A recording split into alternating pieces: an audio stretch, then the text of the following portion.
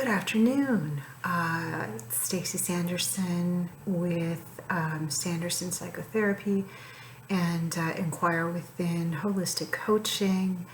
And I'm a little bit late to the party, but finally decided to take some time and do a post, a continued post that is talking about the diagnostic criteria for narcissism, as you may read it in the DSM, but putting it not in layman's terms, but it's kind of like the DSM criteria for the rest of us, or what that plays out as in real life. And so the one I spent some time on, because it really piqued my curiosity, was envy, right? Such an old word, it would seem. And I believe in the DSM, it is written as that people with NPD are envious and believe others are envious of them. And so that seems fairly simple on the surface. And I think that that can exist on a continuum of pathology. Right, so some of us are going to be more envious than others, if I can put it that way. So what got me so curious is I believe that envy is not only toxic to the person experiencing it, but also very damaging to relationships. So take a moment and do a bit of a quick reflection on if you've lost anyone because of your or their envy. You know, have a look at friendships, siblings, neighbors, colleagues. But I believe that the worst behavior from narcissists might very likely come from this envy, okay? And I think that the whole piece around believing others are envious of them is really just because they lack authenticity and because they lack insight. You know, they would assume someone doesn't like them because they're envious. And so now I'll take a moment and just explain the difference between envy and jealousy. And I came across this recently more than once as I was researching, and I think this is valid. Jealousy is when we are fearful that someone has something that is rightfully ours. Okay? Envy is when we believe someone is doing something or has something that we're not capable of, or that is not within our capacity or reach. Okay? So jealousy is the fear that someone's going to take something away from us that is already ours. Envy is the belief that we can't attain something that someone else has. I believe that jealousy is more transient and situational, and envy is more intrinsic and more a static quality of someone's personality. And I think that as human beings, we're capable of both at any given time. But with narcissists, yeah, I believe it is one of their primal drives, motivation. I don't think it's something they're conscious of. Okay? It also speaks to the issue that narcissists have with authenticity, or people who are authentic. I believe that's something that they do envy on a very deep, if not conscious level. And many of us have probably experienced that, right? Where, you know, you meet someone and it seems that they like you, or I'm sorry, that they don't like you for no very good reason. All right, so that's where that would fit. This is a theme we see in fairy tales. So think about Snow White and the wicked stepmother with the mirror on the wall incantation, right? This is such a well-known, familiar, symbolic example of how envy plays out in relationship. Mirror, mirror on the wall, who's the fairest of them all?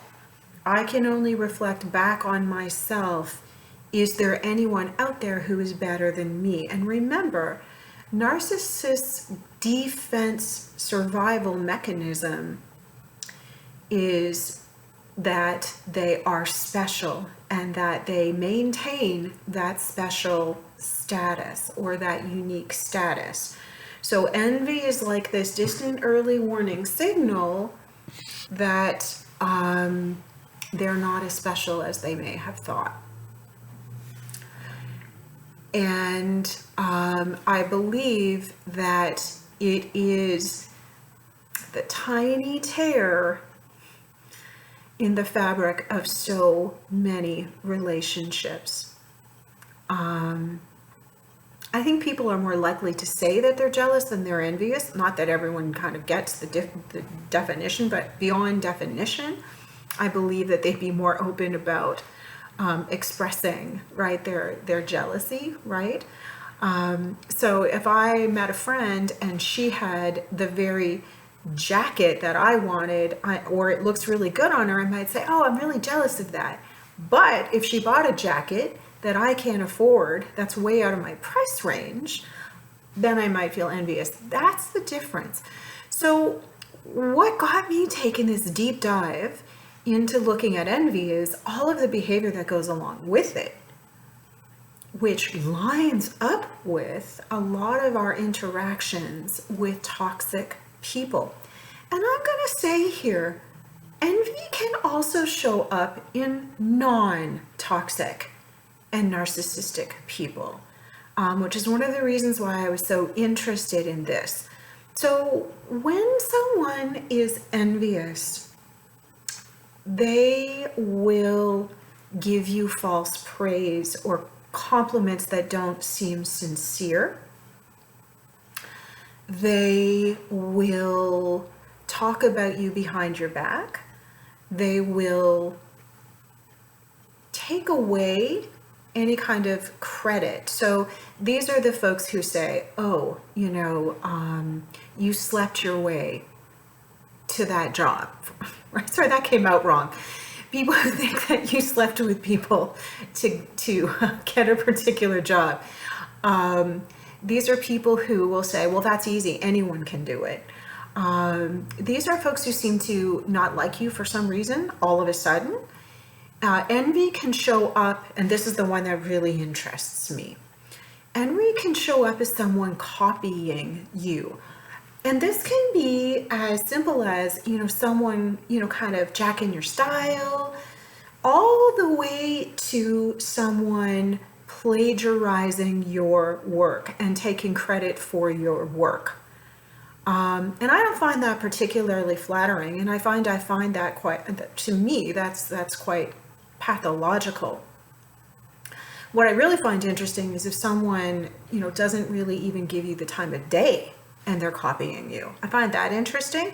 Most of us know intuitively when that's going on, but apparently that's a sign of envy, which makes complete sense, right? If I can't have it for myself, whatever this beautiful, authentic thing is, I'm just going to take it from you, right? So that's where that fits.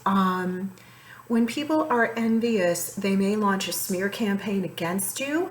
In its worst versions, someone can target you out of envy.